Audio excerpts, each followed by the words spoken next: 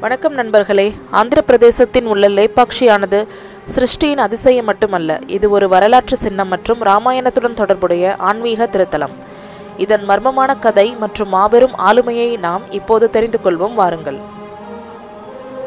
புராண கதைகளின்படி லேபாக்ஷி என்பது ஜடாயு, ராமாயணத்தின் தெய்வீக பறவை, ராவணனால் காயமடைந்த பிறகு விழுந்த இடமாகும். ராமர் ஜடாயுவை கண்டுபிடித்து லேபாக்ஷி, அதாவது எழு பறவையே என்று கூறி ஆறுதல் கூறினார். இந்த சம்பவமே இந்நகரின் பெயருக்கு தெய்வீகத்திற்கும் தொடர்பாகும். விஜயநகர சாம்ராஜ்யத்தின் கீழ் கட்டப்பட்ட வீரபத்திரர் கோவில் இந்தியாவின் சிற்பக்கலை அபிவிருத்தியின் சான்றாகும்.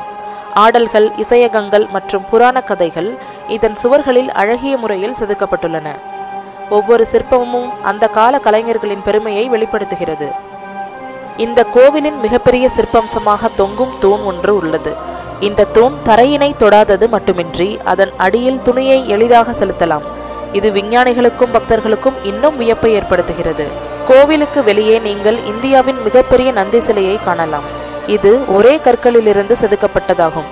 இந்த நந்தி கோவிலை நோக்கி நின்று பக்திமிக்க பார்வையை தருகிறது. இதன் சிற்பக்கலை நுணுக்கங்களை பார்ப்பது மிகவும் சுவாரஸ்யமானது. லேபாக்ஷி என்பது ஒரு கோவில் மட்டுமல்ல, இது புராணம், கலை மற்றும் மர்மத்தின் ஒரு சேர்க்கையாகும். ராமாயண தொடர்பு, தொங்கும் தூண், மாபெரும் நந்தி என ஒவ்வொன்றும் வியப்பை தருகிறது. உங்கள் பயணத்தை திட்டமிட்டு இந்த தொல்லியல் சொத்துக்கு வருகை தரவும். இந்தியாவின் வரலாற்று பெருமையை கொண்டாடுவோம். வீடியோ பிடிச்சிருந்தா லைக் பண்ணுங்க, ஷேர் பண்ணுங்க, சேனலுக்கு சப்ஸ்கிரைப் பண்ணுங்க.